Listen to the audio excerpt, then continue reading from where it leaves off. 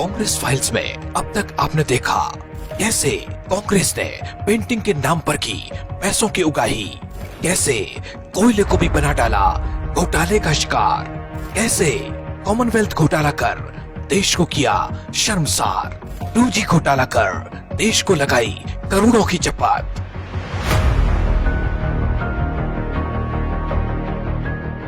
कहा जाता है कि आपदा में अवसर खोजने चाहिए, लेकिन कोई दूसरा आपदा से पीड़ित हो और उसे आप निजी स्वार्थ के लिए अवसर बना लें तो उसे अपराध कहा जाता है। आदर्श घोटाले को लेकर सीबीआई की चार्जशीट में बड़ा खुलासा हुआ है। वो अपराध जो कांग्रेस ने किया और परेशान हुए हमारे शहीद जवानों के परिवार। इतिहास गवाह है कि धन कमाने के लिए कांग्रेस जितना नीचे गिरी है उतना नीचे तो कभी उनके राज में शेयर मार्केट भी नहीं गिरा। आदर्श सोसाइटी विवाद जिससे पूर्व सीएम सहित कई बड़े अधिकारियों का नाम जुड़ा है। सीबीआई ने अशोक चौहान को भी उसमें आरोपी बनाया है।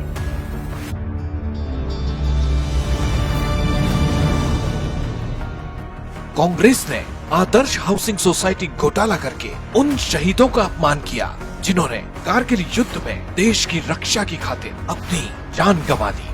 उन्हें भरोसा था कि वो देश की खातिर जान दे रहे हैं तो देश उनके परिवार का ख्याल रखेगा, लेकिन सत्ता में बैठी कांग्रेस ने ध्यान रखने की बजाय उनसे उनके हक का घर भी छीन लिया। ये कहानी जुड़ी है 1999 के कारगिल युद्ध नायकों और शहीदों की वीरांगनाओं से, जिनके लिए दक्षिण मुंबई के कोलाबा में 31 मंजिला आदर्श हाउसिंग सोसाइटी बनाई गई थी। नियमानुसार ये सोसाइटी 6 मंजिला ही बननी थी, लेकिन नियमों को ताक में रखकर इसे 31 मंजिला बनाया गया। कि जो आदर्श इमारत जो खड़ी है वो अवैध तरीके से खड़ी है और इस वजह से इसको डिमोलिश करना चाहिए। बिल्डिंग तैयार होते ही आनन फानन में फ्लैटों का चुपचाप आवंटन कर दिया। शुरू से ही इस प्रोजेक्ट को शक भरी निगाहों से देखा जा रहा था।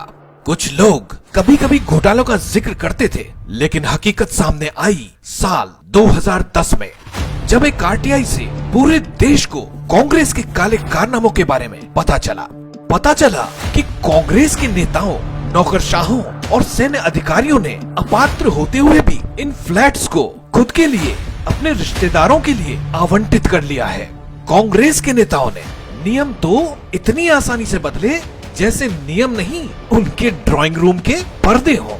कांग्रेस इतनी जल्दी में थी कि ना तो इस बिल्डिंग को बनाने के लिए नौसेना से